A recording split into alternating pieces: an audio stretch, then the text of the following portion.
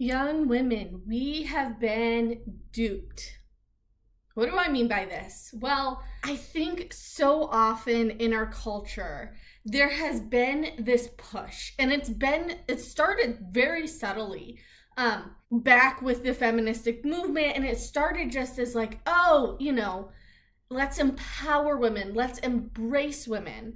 And in a lot of cases, many women clung to feminism because they thought that the way that it was going to actually benefit women, bring them more joy, bring them more fulfillment. And yet, for many of these women, they get to about 30 years old and their desires and values start changing. So right now, Gen Z is a little bit young for this, but Gen Y, you guys might have noticed it. There really is a shift that goes on in your mind. And for most people, they don't realize that one day they're going to have that shift. That one day they might desire to have children, that they might desire to have a family. And I think that most of them know that in their head, that would be a desire and that's going to be a priority for them. But they're so focused in on right now that the decisions that they're making and the way in which they're approaching their life doesn't benefit them for the future. A lot of us have been told, like from a cultural perspective, from a very young age, that to like build this like fulfilling and wonderful career is basically the height of success. That's when we'll feel the most fulfilled, is just like working and building this wonderful career. Which, by the way, if you do think about it, I mean, the government does stand to profit from us believing that ideology, because quite frankly, if like you can get a ton of more people in the workforce, you can tax a ton of more people in that same workforce. You then have all of these people working for you. You don't even have to worry about, having enough workers. You always have someone at your disposal. I mean, getting half of the population into the workforce, it's a good move. It's a good move for companies. It benefits them. It's a good move for the government. It benefits them. It's really a good move for everyone in their minds, but the actual women who buy into it. Now, I'm not saying that a career is always wrong or that, you can't be fulfilled in a career, but the large majority of women reach a point in their life, usually it's by their 30s or sometimes even 40s, where they reach a point in their life where it no longer becomes their priority to build this career and gain this money. And they're like, okay, I've done this. Like I've been on the vacations. It's not what I thought it would be. And in many cases, they want to start building a family. They're like, I want the kids. I want the house. I want the XYZ. And yet they feel stuck and as if they can't. For some of them, maybe it's because they've chosen a life partner, a spouse that doesn't align with their values, that thought that they were going to be child-free forever, or who just, is pushing it off.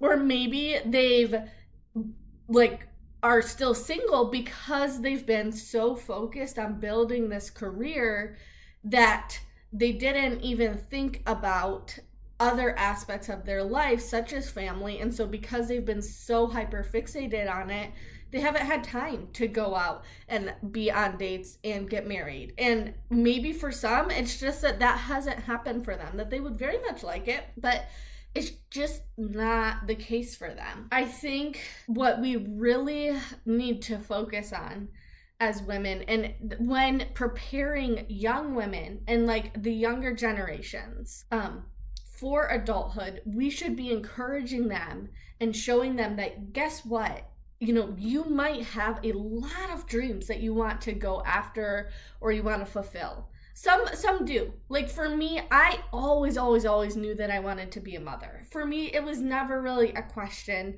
of anything else. Like as soon as I held my baby brother in my hands when I was literally 5 years old, I said, I'm going to have 1 million of these. That is going to be my job. Great, moving on. Like that and it has been, the only thing that I've wanted to do. Like, that has been my dream. And for me, any other, like, the reason I would get a career is to get me to that point. The reason I would, go to college is to get me to the point at which I can have children. And any point at which in the process leading up to that has been just to prioritize the relationships that I want to build, prioritize the family that I want to build, which I think a lot of people just don't understand, because there has been such a cultural push on young ladies to be like this successful person, but the successful person is displayed and is shown as this career woman, this boss babe, like that is your fulfillment, that is where you find true joy and peace. Now, I'm not saying that your children or your husband should be where you're finding your true joy and peace, okay? Obviously, our joy, our peace, our fulfillment should be found in Christ, but we do see a lot of evidence in the fact, both from a secular standpoint and especially from a biblical standpoint, that people who are married, people who have children, who are in these committed relationships, who are growing and in the sanctifying process of laying themselves down, of sacrificing, actually end up having a lot more happiness, joy, overall fulfillment in life. I really do think that this is the reason that this is the case, is likely because when you, the Bible does say that when you are giving your life up for someone else is kind of one of the things that Jesus demonstrated for us and shows us how to do. And that we have true joy and value in Him when we do that. And when we are serving others and bringing some sort of aspect or some sort of like accomplishment to our society, we feel fulfilled. We feel like we've done something. And I think the thing with a career and this adamant, like obsessive focus on a career or on money or on materialism ultimately is not, from a biblical standpoint, going to lead to a path of true, genuine fulfillment. Now, you can sit here and be like, well, I don't agree with any of the Christian stuff. Like, I just, I don't think that that's relevant. And I think that you're just pushing your beliefs on others, which you have every right to say, and that can be your opinion if you want, although I really don't think that that's the case here. But even from a secular standpoint, a lot of women come to this point in their life where they do desire to prioritize family. And like I said, from a religious standpoint, absolutely, like Jesus tells us that that will happen.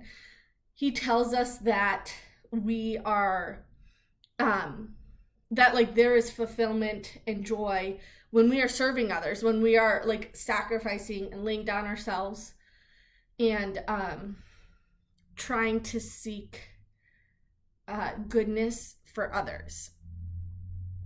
But I think some women really choose careers, like women who choose like to be a teacher or to be a nurse, like in careers where they do get to help others.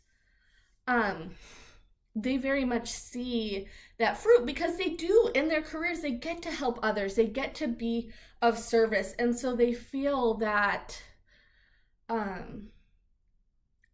like a deeper sense of fulfillment and satisfaction than maybe people who are just seeking their own self-glory and own materialism. I will say, if you are out there and you are one of these women who you desire family, but you feel like the only thing that is going to make you successful, that you would be wrong to leave your work just to, be a mom, I would very much encourage you. It is possible. You can do it. There are a lot of women out there who absolutely care for their children and are the best mother for their children that they can be.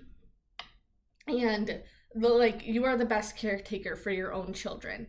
at the end of the day. And so if that's something you desire, I encourage you to do it. I have a lot of videos with resources about how you can do that financially. There's sometimes a lot of sacrifice that has to be made, but if that is your desire and you've come to this place where you're like, okay, I've been told like a complete lie my entire life, and I never realized that I would value this so much, but I do. And now I want to be a stay-at-home mom, but maybe you've made choices that don't benefit that, or maybe you've made choices that, financially you're like, okay, at this point, like we have this mortgage that we have to pay, we have these expenses, we have this car payment. I would encourage you to check out some of my other videos. I do talk about how you can financially try to make this more of a priority if that's something that you're interested in. If you enjoyed this video, don't forget to subscribe and leave a like and an encouraging comment. A lot of these videos generally get a lot of discouraging comments from the culture of people who genuinely do not desire to have a family or really prioritize that at all. So any encouraging comment is much appreciated and can help maybe lighten the mood a little bit on that. Thank you guys so much for watching.